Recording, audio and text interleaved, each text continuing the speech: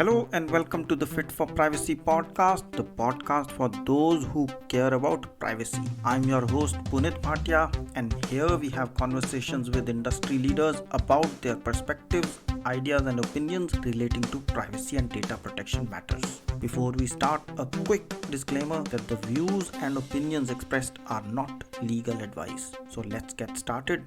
Hello and welcome.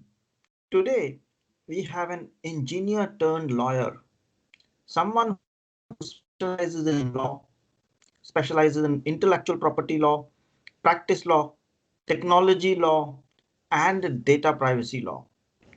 We have a unique person who's the CEO of award-winning company called Keepable. They provide privacy as a software as a service. And I'm talking about no one other than Robert Baugh. Welcome, Robert. Thank you very much for that very kind intro. It's great to be here. Thanks, Robert. So, how and when did you get into privacy? Because it's quite a journey, engineering, law, and then privacy. How did it all happen? Yeah, I mean, you're an engineer too, as well. So it's an interesting one, isn't it? So I think as engineers, I was interested I was always interested in starting my own business. And I actually did a master's in engineering, economics and management. So it was a combined sort of a degree there. And when I qualified, I actually thought, well, actually, if I get into law, I will then complete my self-education for being a startup CEO. And I thought, ridiculously, this was back in the early 90s. And so that was partly why I went into law. But also, I actually really loved the idea of the law and sort of the thought of the law. And in terms of the practice of the law, I found that it wasn't as entrepreneurial as I thought it was going to be in the large city firms when I joined. This is back in sort of 93. And when you join a massive large firm, I joined one of the most entrepreneurial ones there. It's an excellent firm and still is. But it's maybe not as entrepreneurial as, say, starting your own law firm. So anyway, I was in this large city firm and I was absolutely loving the law itself and intellectual property, data protection. Obviously, back then we had the 84 Act. And the 95 directive came out the year I qualified. And so then that was all very interesting seeing that come through. But really, it was technology as a basis that it was, if you were an engineer, you understood computers code, you understood patents, you understood data. And so you got thrown all this stuff, which was fantastic. And it was really good fun. That's interesting. So you're someone who has seen data protection as well as technology evolve over the years, say, let's start last 25, 30 years. So if I may tap into that wealth of knowledge and wisdom, what is the big change or evolution you have seen in data protection as well as technology? Because it has evolved a lot and every one of us has a perspective. But what do you see at a broad level? Right. I think one is ubiquity. So when I was a trainee in the law firm, no one had computers. There was this word processing system called Wang, and so that absolutely dates me. And there were still faxes, so we'd have legal documents sent through in faxes this big, and they used to disappear on that fax paper sort of within a week. So you had to be quick to review it. And then very, very quickly, we got our own personal computers, and we were then expected to do more of our own document prep and all this sort of thing. And then what was interesting was the client expectations massively changed. When someone sent through a fax this big, or they posted round a letter, a document that big, in their mind they were going, that's a huge document. It's going to take a while to read. It's going to take a while for them to get it. And so the expectation of the reply was accordingly. Whereas when you could just email an attachment, you didn't get any sense of the size. And so as a lawyer, you'd get the same document emailed to you. And then very quickly people would go, so what do you think? And you're like, well, So what was interesting, I think, one is ubiquity of the technology, how quickly that happened. Another one is how that affects things like our own human expectations and changes them based on the understanding of different material. I think that's one thing. Another thing is the ease of getting knowledge and also the ability to get a lot of poor knowledge. So when everything was offline, you basically had a lot of word of mouth. You were very selective about how you found the information, and there wasn't as much information out there. Now it's very, very easy to get the wrong information. I think we saw that when GDPR came out. It was like the Wild West. All these people who knew nothing about it suddenly were saying, I'm a GDPR expert, and they were just talking rubbish a lot of the time. Not everybody. There's a lot of very good people in the industry. But this is the other thing I've seen in terms of privacy is really until 2018, no one cared. It was all lip service. I mean, I did a privacy startup in Australia in 2001 that I'd had the idea for when I was in Hong Kong in the late 90s. And it was all around the fact that at that point, banner ad click rates were dropping, or banner ads were the big thing on the internet at that point. And it was all about the click rate, and it was dropping, and people were worried about giving too much data and also losing where they were and all this sort of stuff. So I came out with a privacy-based startup around banner ads. And there was all this stats about how, 80% of people thought very, very concerned about their privacy when using online services. But then in practice, everyone just clicks through. So I think that's another sort of another interesting bit from the consumer point of view. But from the company point of view, most clients, the fines back then, the regularity of the fines were hardly ever. It was just a cost of doing business. We'll just put a privacy policy up, if that. A lot of people still didn't have them in 2018.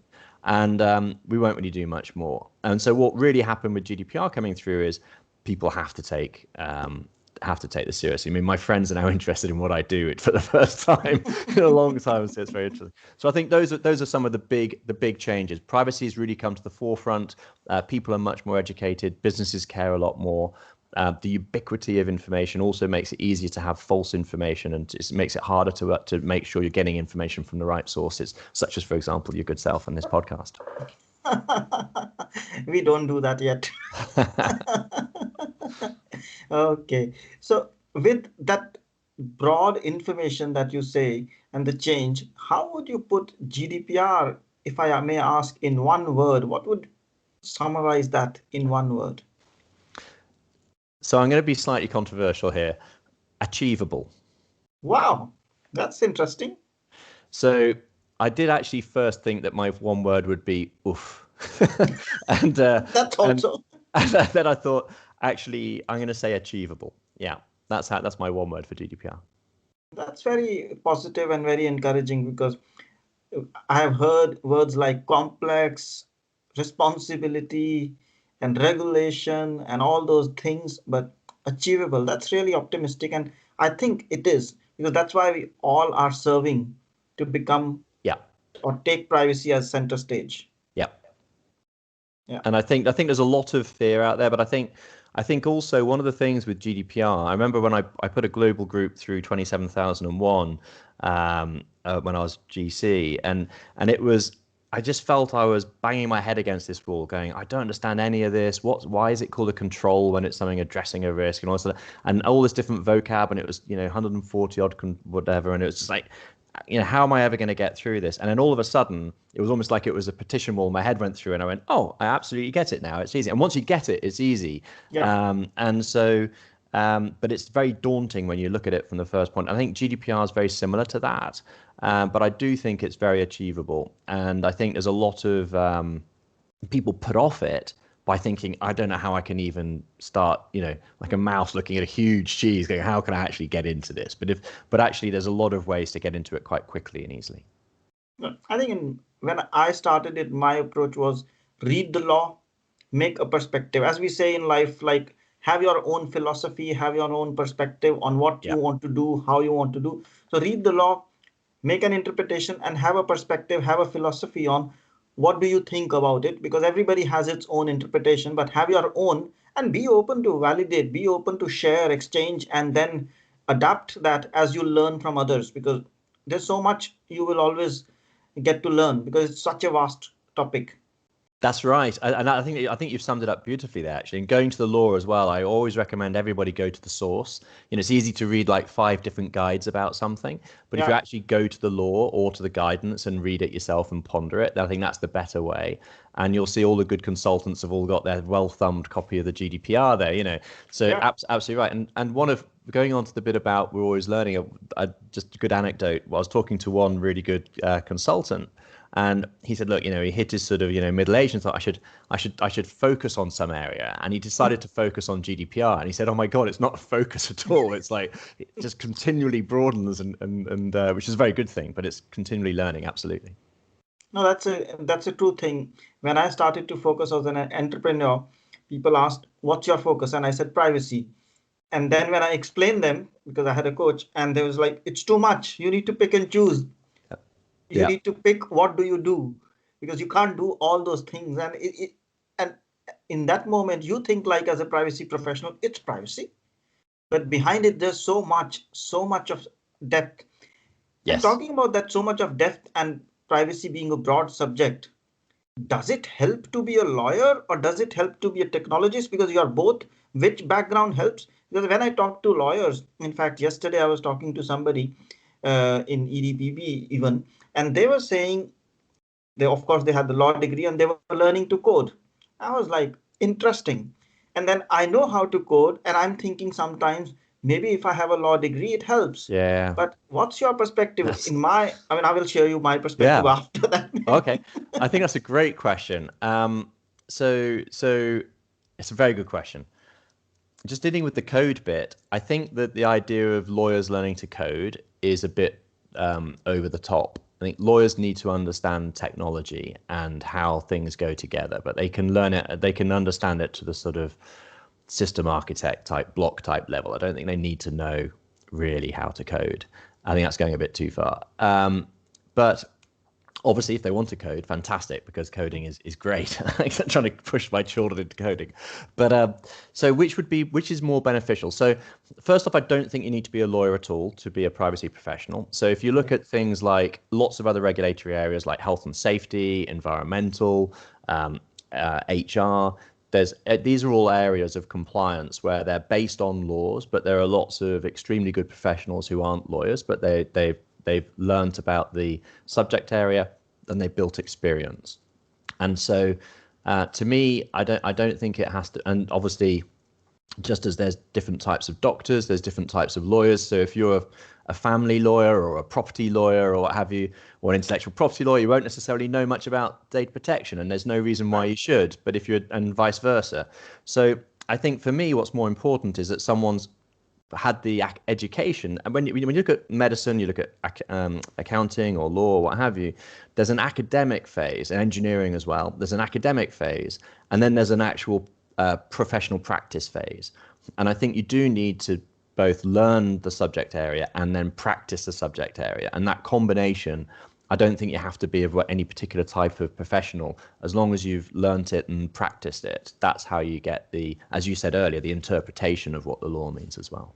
So, right. So in terms of what's more important, the law or technology, I think, to be honest, with GDPR, the law is more important, the background, compared to the technology background.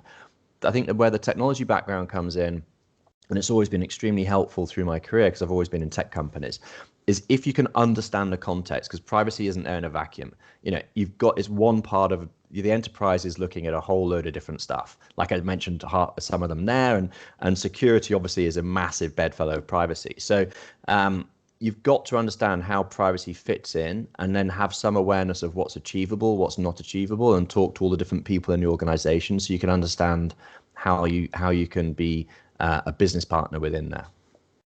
Absolutely. I think you haven't left anything for me to say as a perspective. Because I see exactly the same way, saying you don't need to be privacy expert in law or in technology, because there's so many aspects. There's the project management aspect, which people often miss out. There's the risk management aspect. There's the compliance aspect. So you don't need to become an expert in everything, because if you do that, you'll need to study 10, 15 years. Yeah. And by then the time would be over. Probably we will have a new GDPR. So essentially what you need is have the skill and competence to understand different perspectives and understand what they do. Because if you say I will code, then you'll get also into I need to know cookies. So let me create cookies for a website and see how do they work. And you will not be able to do it very easily. So the essence is understand what is a cookie, how does it work, what's its objective, and what's behind it. Same way in technology, understand the different things of de-identification, identification, pseudonymization, anonymization, and concept level. What do they do? And you leave the protocols and how it's done, and Absolutely. whether it's Absolutely. symmetric or asymmetric to others, and trust them because they are Yes. resourceful in that and they are experts in that. It's like being a CEO. I mean, you won't try to understand how sales are done. Of course, if you know it, it's better, but then you will not know HR, you will not know communication. There you'll judge people and get people around yourself and get it done. And DPO is also similar. Yeah, I mean, absolutely. That's an interesting angle, actually. So you're always exhorted as a founder and CEO to hire people that are better than you everywhere, Yeah, and let them get on and get out of their way and sort of help them. And but also part of it is you want people. You there's another mantra which is hire for attitude rather than skill set, because you can train a skills, and that attitude of being able to communicate, being able to work as part of a team, being able to be supportive of others, and to also take on board learning as well. And so that again speaks to the fact that, I mean, so when we look at people we talk to in the market, I'm of an absolutely firm belief that even up to organizations or groups with 3,000 people, even 5,000 people, the people dealing with GDPR are not privacy professionals. no. They're professionals in security, IT, ops, or compliance generally. And they've been thrown GDPR because, hey, it's got data, you're doing it, or hey, it's compliance and you're doing it, and they're actually a finance compliance person. And so these people are going, oh my God, they're petrified because they've Yeah, been thrown something that's this, as I said, this enormous topic, and they've had no training, no resource, and everyone just goes, fantastic, Robert's got it, we're all good. And Robert's sitting there petrified. And actually one DPO said to me, and the company didn't need a DPO, and they'd been made a DPO, which is another topic. But they said, look, every webinar I go to it makes me feel even worse because it's all above my yeah. head. And so there's, a lot of the webinars are all about this sort of thought leadership. And actually, where we are on compliance at the moment, most people are still struggling with getting their inventory right because they're looking at some rubbish spreadsheets they did 18 months ago when they didn't really want to do them. And now they're looking at them and going, well, I don't really want to do that again. And so they're trying to get the foundations of their privacy program in place. Absolutely. And I think DPO is more like an executive function. You can have that IT person, the law person, and everybody, but you sit on uh, as an expert who can interpret all of them and advise the company. That's good enough to do. As long as you take responsibility and ownership, you have integrity, and you can do all those things right. But talking about the other point, which you raised very well, is in departments, most of the training tends to make them experts. And Yeah. that's the wrong way. You tell them what are rights, what are data breaches, and they're like, oh my God, what would a marketing person have to do with rights and data breaches? They want to know what can I do in my job and what can Yeah. I not. And nobody wants to understand that. Rather, they want to throw the GDPR on them. I think that's true. So it's all about, so that what's interesting there's a lot of lessons from security for privacy, because Yeah. privacy is where security was about 40 years ago. Now security is its recognized domain. You have CISOs,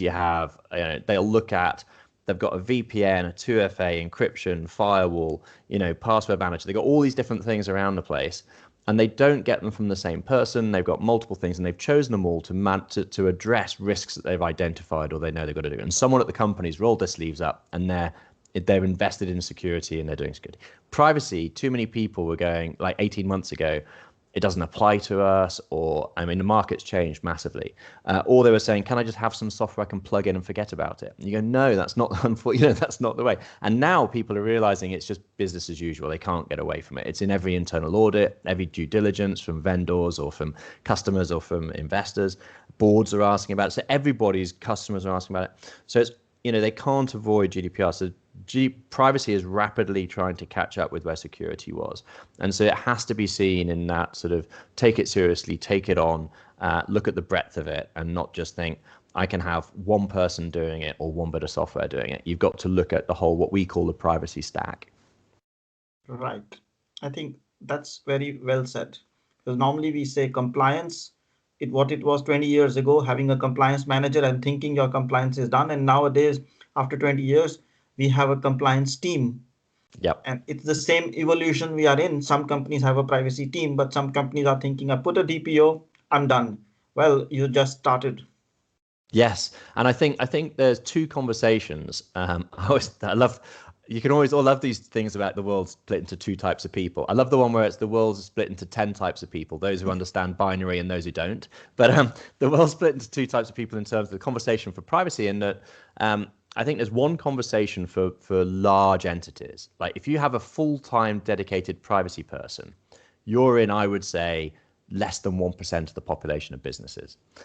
If you look at ISO 27001, for an example, across the whole of the EEA30 and the UK, the average take-up of ISO 27001, the number of certificates issued, is at the most 0.05%. 0.05% of companies, 28 million active enterprises across the EEA30 and the UK, and then that's ignoring all the sort of the smaller ones. So it's a conservative estimate. And if you look at the number of 27,001 certificates in issue, 0.05%. And so there's only 3 countries that get to 0.1%. So it's so, you know, there's a conversation in privacy around BCRs. There's a conversation in privacy around, you know, 27701, which is an extension to 2701, and it's 1001. And a lot of the conversation about if you've got dedicated privacy teams and all this sort of stuff and what AI are you using just goes over the head of 99% of the population of businesses. And really what the regulators have got to do more is focus more on that 99.9% of businesses who are really sort of, you know, up to 3,000, 5,000 people. Yeah. So that's a perfect time to ask, how do you then see being compliant with privacy or fit for privacy or being on the right side of privacy? Because it's so complex. You are always in a journey that we know, but what does privacy compliance mean in that context, in a context wherein it's complex? And let's not judge the small companies who are very short on resources, but let's say those who are above 100 or 200 people, what would privacy mean for them? Privacy compliance mean? Sure. So for me, what that means, so to me, I see GDPR very much as an ISO standard. It's like it's a set of rules that are risk-based. You look at what's appropriate for the risk in situations. So you say, right, I need to achieve this, and I need to do it in a risk-appropriate way. Generally, I mean, some of the rules are you just got to do X, but a lot of it is risk applied. So what you're looking to do is you're looking to put in place a privacy framework that will enable you to meet your privacy obligations. And then around that framework, everything you do altogether, that's your privacy governance. So you're looking to put in place a privacy governance system. In 27001 land, it's the information security management system, but I think that's incredibly scary language. So you're putting in place this privacy framework. So it's all the procedures and policies, it's all the practices you've got, it's the training, it's the reporting, and having that in place and keeping it live, that is going to be compliant with GDPR. Your actual practice as a business, it's unlikely you're always going to be compliant with GDPR. There's going to be breaches so that you're instantly not compliant if you had a breach, and there's loads of breaches. So I think to say, you know, anyone who says, I'll give you a certificate that you're compliant with GDPR, I would run a mile, because that's just not possible. But what I think you can do is you can put in place privacy governance that is compliant in the same way you put in place information security governance that complies with 27001. And then what you do is you manage that on an ongoing basis. Yeah. So you don't just have things that are written down, forgotten about. You actually do dust them off and look at them on a periodic basis, depending on how important they are. And I think that to me is highly achievable. That's why I say achievable. It's highly achievable for organizations of all sizes. And actually that spot you mentioned about that sort of 200, you know, the companies in the hundreds, I think they're in a really good position because they've sort of got enough resources to be able to dedicate enough time to it. They've got enough financial resources to do it, and they're not so massively complicated that it's going to take forever. And so I do think it's highly achievable for them. You need external help. So the way I see it in the market at the moment is customers go, right, we've got this whole project. How do we kick off? So they get an external help, such as your good self and others who can come in and say, this is the knowledge transfer. We'll tell you roughly where you got to go on this journey. We'll help you get there. And then what you want is, I would say this, but you want technology to help. So you can do finance off a spreadsheet, but it's better with Xero. You can do sales off a spreadsheet, it's better with HubSpot. So you want some technology, because if you use spreadsheets to start with, fantastic. but you've got to move them into SaaS, because if you don't, when you come to update those spreadsheets later on, you'll look at them. First off, they get a disastrous way to manage stuff. You don't know what the latest version is. It's very hard to share. Suddenly you got 3 or 4 different copies. And looking back on them, it's just such an awful thing for a human to look at when you open up a horrendous spreadsheet. And so usability has got to be key to maintaining your governance. And so security has been looking at usability and trying to make it invisible and all this sort of stuff. So get something that can do a lot of heavy lifting. So the customer has to dedicate someone in-house. They then have to have some external help, and they need a privacy stack in the middle as well.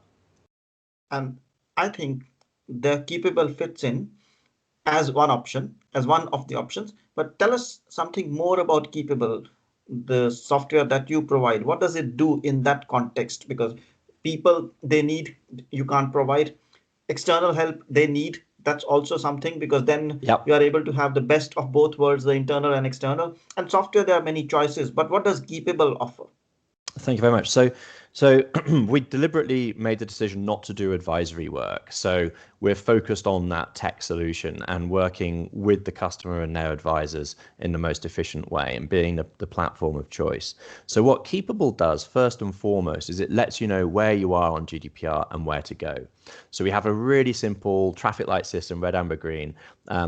It's a simple roundel visual score with breakdown to 16 sub areas. Really, really popular with the team. You can see where you need to go. It's based off a strategic level benchmark, and that's a really nice board report you can have as well. So Keepable, basically, when I was doing my role as general counsel, I had to manage the risk in the business in as simple a way as possible because the business was already doing complex. It didn't need any more. And so I had to manage the risk that way. But also I had to demonstrate it because we were aspirational. And what a lot of compliance professionals don't do enough of, and lawyers as well, and I include them in compliance professionals, is taking all that good hard work you've done on managing the risk and converting it to make it support getting the rewards. So helping you get through due diligence with investors or auditors or vendors and partners, etc. So that's what Keepable does. It makes it very, very visual and easy to see, where am I, where do I need to go next, and how do I demonstrate off to others. So after the readiness bit, we then have the core of our platform, which is the data map. And we call it the data map. It's the personal data inventory. So the personal data inventory, we take you through saying, HR, recruiting, finance, payroll, what have you. We take you through all the different things you need to consider about each one. And as you're going through completing it, we're instantly creating your Article 30 records as controller, Article 30 records as processor, your activity register, your transfers, your processors, activity analysis. We've got this really lovely 24 CAN questions that interrogate that data map so it's live updated. All of those reports are all live updated. If you change something in an activity, it just ripples all the way through without you having to do something. So I heard a bit of a war story from a couple of consultants this last month, one in Ireland, one in the US, and they were saying basically, clients were finding it, difficult to get their Article 30s. Someone would walk past and say, "Can I have your Article 30s?" And it took them like a couple of days. And it's really, ours is just right there, click, there it is. And also you can give different tailored access to the solution. So you can give a regulator view only of certain areas, directors can have. And also another part of our service is breaches. This is a good bit. So in breaches, for example, we've got a lovely breach tool that sends out email alerts when new breaches are put in. You don't have to have an account to enter a breach. And also on that, you can give, say, security and IT can have all edit rights, and directors can have some view rights, and legal and compliance can have view rights, and they can each get email alerts to say, hey, there's a new breach. Do you need to have a look at this? And so they can see if they need to get involved. So it's all about building on my 20 odd years of customer and legal experience to say, this is going to help you do the job. It's all focused on getting the job done. There's nothing in there that's vanity ware, and we do a lot of the heavy lifting for you behind. And the word we hear most is intuitive. When we demonstrate to people, it's like, oh my gosh, this is so intuitive. And we demonstrated it to a consultant just recently. He said, look, we've been talking for half an hour, most of it's been about the commercials, but I can go into a customer and I can run them through an audit, and I can run them through a program already because it's just so intuitive. And that's what we've targeted. That's very interesting. And I can tell you from experience that I was working with a company and we had an audit from French regulator. And we needed the Article 30 export, the data repository or data inventory or records of processing activities, as it's called. And it was a hell of a job to find that.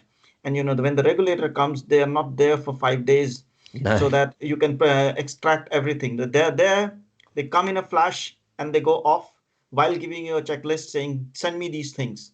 Yeah. And if you're not able to provide them on the spot, it leaves them an impression. And then one of the things Yes. they left us with was send us the data inventory and then, or the ROPA. And then the question was, should we send the employee one? Should we send the customer one? Right. Should we send this one or that one? Should we Yeah. send the global one or the French one because it was CNIL, or maybe European Yeah. one? And it's fascinating to see what seems like a simple thing, repository of records, and you have Yeah. captured it very simply in an Excel or wherever, in a document or in an automated tool or a SaaS Yeah. tool, to give it, it's such a discussion, and 10 people are Yeah. discussing for 1 hour, Yeah. 2 hours, and not able to decide what to give. And we can always talk about compliance and the larger things. But moving on, how do you see this compliance landscape changing, because, or evolving?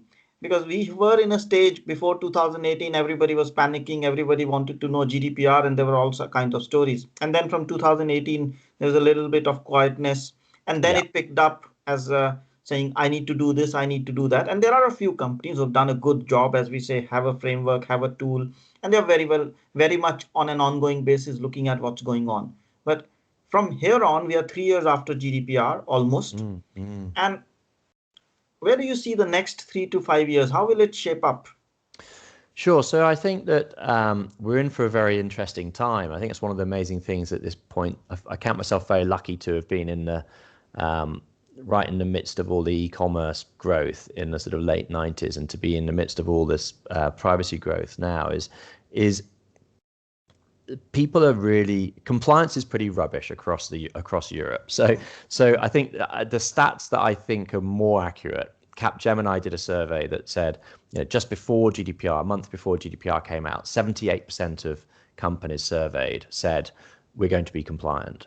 And a year after GDPR was in effect, only 28% said that they'd reached compliance. Now, I think that 28%, and that's in every single member state. Basically, the average is almost the same in every single member state.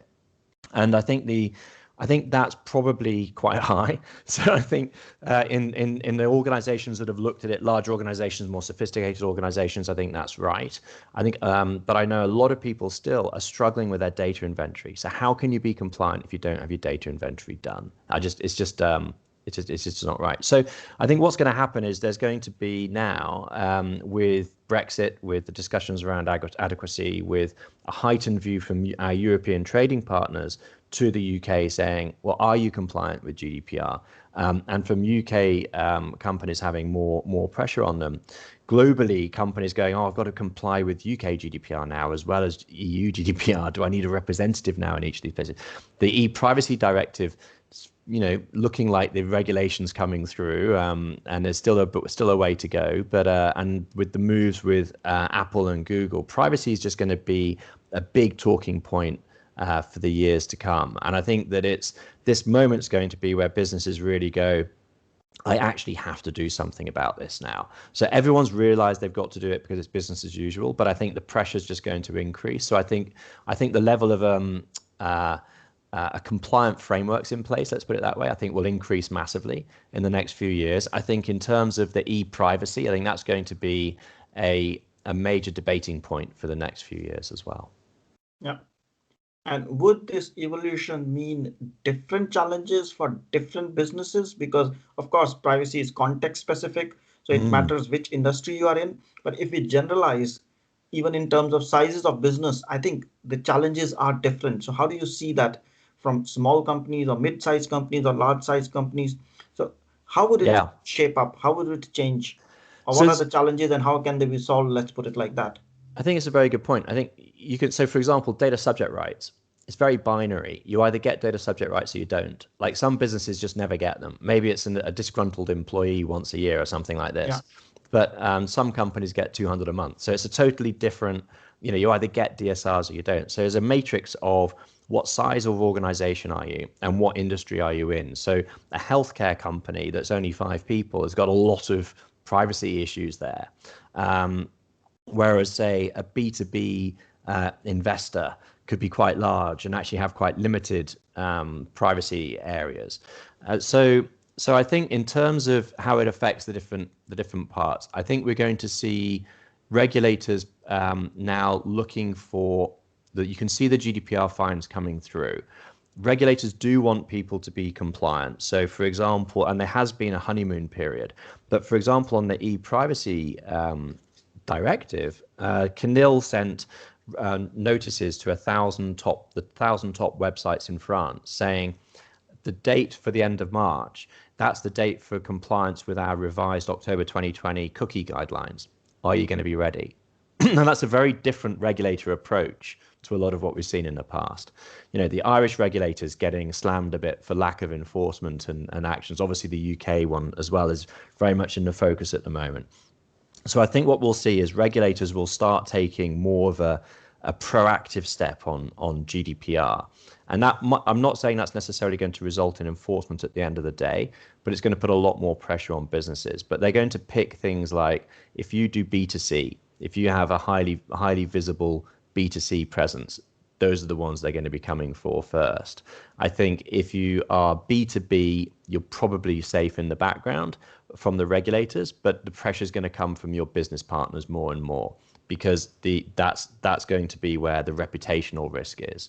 And if you look at the recent SolarWinds and the Microsoft Exchange cases, the breaches, you know, it just shows you've just got to take action on so many areas. So in terms of how it affects different people, I would say healthcare and consumer focused, pretty well every size, they're going to get a lot more attention from regulators. B2B, there's going to be a lot more attention from internal audit.